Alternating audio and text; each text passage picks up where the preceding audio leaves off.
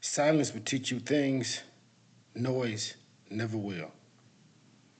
Peace and love, family, friends, naysayers, whomever.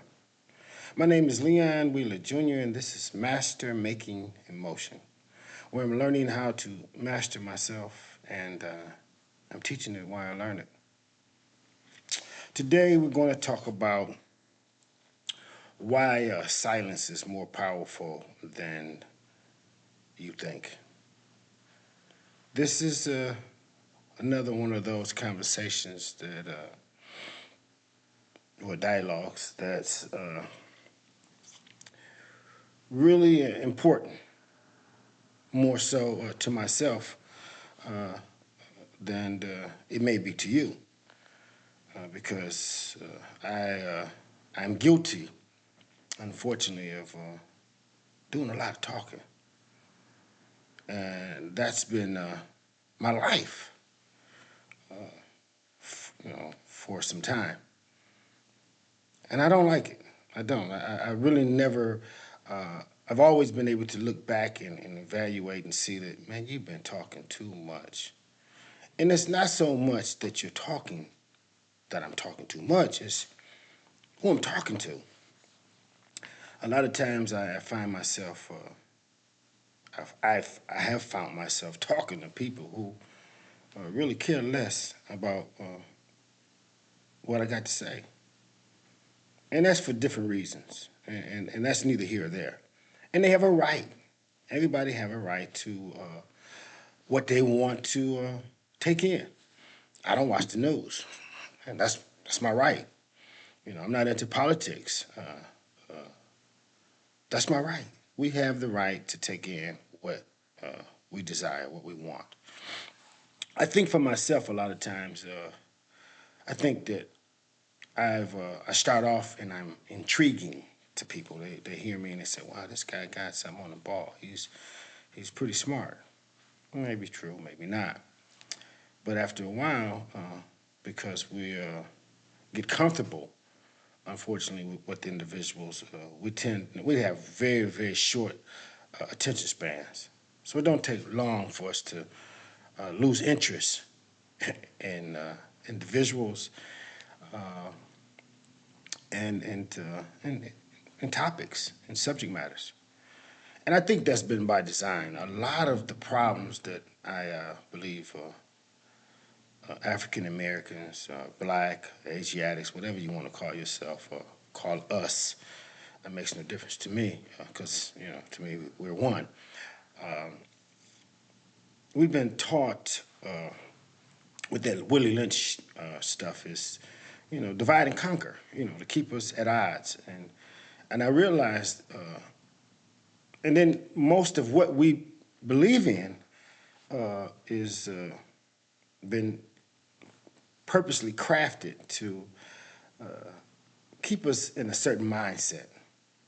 Now, this is my opinion, and I'm thorough on this. I really believe that the majority of us are pretty intellectually, from a spiritual point or from an innate point,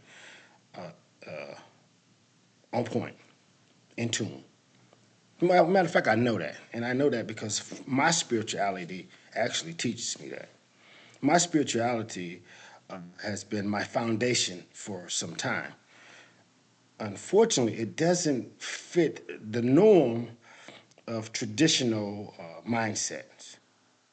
So when I talk, because I've been so, I guess, disappointed, so hurt by not being heard appropriately, not being understood, not being taken or took serious, because I don't fit in, and that's by design. So me talking, I'm usually find myself talking to the wrong people. So and that's usually the people up close in the circle. Again, they get used to you. After a while, they just be like, uh, and probably routine. You start saying the same thing over and over. So they feel like, well, I done heard that before. But my spirituality, uh, it makes me question, and it has made me question a lot of things. And my relationship with God is, man, it's it's boss. But again, I find myself even vacillating there because traditional norms have its way of attacking any individual that stands outside of the norm. That's a conditioning again, where we should be embracing the different mindsets and philosophies and concepts because we grow from that. I grow from that. I appreciate uh, other individuals that don't believe what I believe. However, I don't see that to be our solution because we've been doing these things for such a long time. And I've been saying certain things for a while.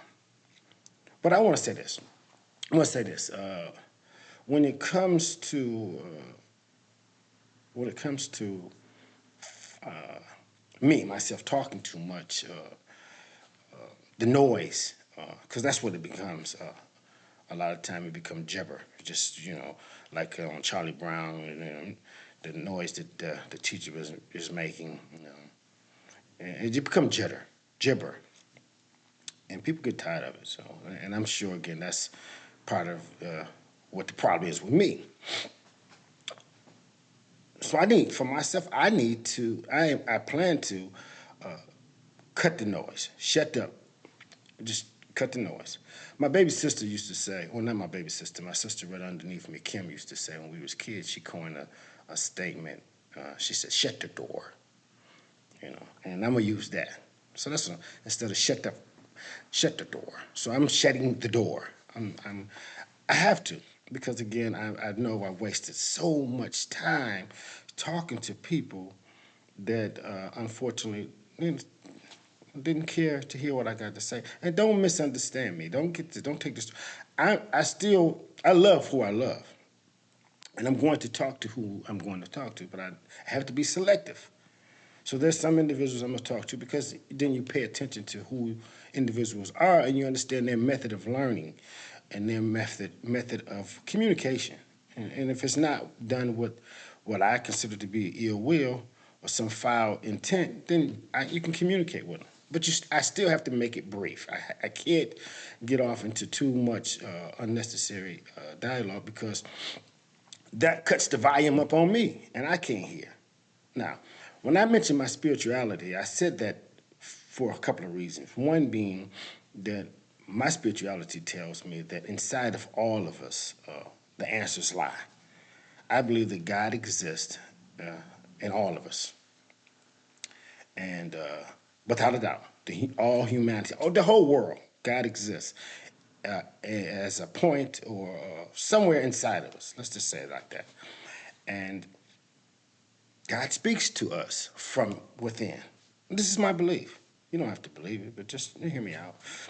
But when the noise is so loud, because God is not demanding, He's not forcing anything on us, I believe that our job is to reconnect to that which is dormant inside of us that exists. It's covered up with probably so much distractions and noise and all that, so you can't really hear. So in order to hear that voice inside of you, it's a still voice, it's a soft voice. Again, it's not disruptive, it's not loud, it's not rude. You got to cut everything down. So I got to shut the door so I can hear it. I mean, I've heard it. I communicate with it. I understand it. But a lot of times, because I'm a creature of habit, just like all of you, I find myself violating that which I know is right. So that's where the solitude come in. You have to step away, get away from individuals, and find your peace, and do your practice, and tap in. So I'm tapping in. I'm doing the work. And it's not something that I've been knowing this information for years, but being a creature of habit, it's so easy to backslide. But it's time out for that. So I got to shut the door, as Kim would say. And that's what I plan to do. That's what I'm doing, actually. I'm doing it. Unfortunately, again, we've been bombarded with a lot of stuff, this self-hatred, and that's what I'm going to call it. Malcolm said it best. He said the worst crime perpetrated against black people, black Americans, wasn't lynching or slavery. It was teaching us to wear a mask of self-hate and self-doubt. So if I doubt myself, and that is definitely a form of self-hatred, it's easy for me to look at you and tune you out and look down on you and speak negative about you. So these are things that's been systematically organized, created to oppress us, and it works, and it's working, and it has been working for hundreds of years, unfortunately, and I know that. So I'm doing what I have to do to change that, to combat that, because I know better, because my spirituality, because God speaks inside of me, and He's told me. And again, I'm not a religious person, so a lot of times when I talk, because of my frustration, excuse me, a lot of times certain individuals hear me speaking and they hear that I seem to be a little forceful or possibly angry, and that's not the ticket either. So they say, well, he's a non-believer. He don't believe in God. No, I love God. Me and God is very tight. I mean, I just got a different perspective of God than you, unfortunately, for for our relationship. But fortunate for me, and for you, you may think it's fortunate for you that you have yours, and to you be your way, to me be mine. But my relationship tells me that I have to be realistic, but what's actually taking place in the world, be strategic in how I deal with people and things, because we got, I mean, with some real barbaric people here, because we've been taught that. That's what the self-hatred is. That's what the self-hatred is. That's what the self-doubt does. It separates us. It makes us easy targets, easy to attack, vilify, or create negativity amongst us with one another. So again, I just wanted to talk and let you know that in my opinion, yeah, there's some real powerful truths to be found in silence, and I got to practice that. I mean, this is a part of my education, my strive to become a better human being, to be the example that I want to see in the world. So part of that is it's time for me to, as my sister said, shut the door. And again, it's just, not in totality, not to just, I'm not a monk, I'm not turning into a monk or nothing, but I'm just going to watch who I give my jewels to. Jesus says something about casting your pearls into swine, and he also said and I'm not a religious person, but I have read the Bible and the Quran. I studied them for the most part. Jesus said in the Bible that a prophet is not respected in his own home, and I'm not trying to say I'm a prophet by no means, but I do believe without a doubt that God resides inside of me, and she speaks to me, as well as you, daily, all the time. Now you may not hear him because it's so loud, So that's where shutting the door will come in handy for you also. You have to take out the time to quiet your environment, quiet, you know. And again, and we have to deal with people based on who they are, not who we want them to be or who we would like for them to be. People are just who they are, and habits, creatures of habit. People got a lot of bad habits.